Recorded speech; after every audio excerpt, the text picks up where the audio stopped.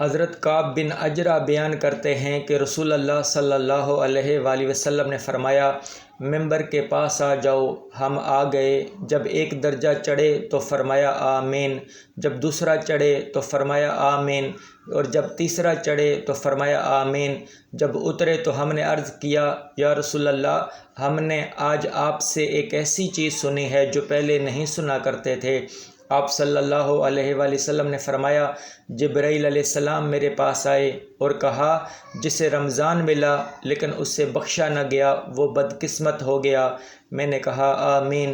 جب میں دوسرے درجے پر چڑھا تو انہوں نے کہا، جس کے سامنے آپ کا نام لیا گیا اور اس نے درود نہ بھیجا وہ بھی بدقسمت ہو گیا۔ میں نے کہا آمین۔ جب میں تیسرے درجے پر چڑھا تو انہوں نے کہا، جس شخص کی زندگی میں اس کے ماں باپ دونوں یا ان میں سے ایک بوڑھا ہو گیا اور انہوں نے اسے خدمت و اطاعت کے باعث جنت میں داخل نہ کیا گیا وہ بھی بدقسمت ہو گیا۔ میں نے کہا آمین۔ اس حدیث کو امام حاکم نے بیان کیا، امام ابن حبان، امام خزیمہ، امام بہقی اور امام ابن شیبہ نے روایت کیا ہے، اور امام حاکم نے فرمایا ہے، ھذا حدیث صحیح۔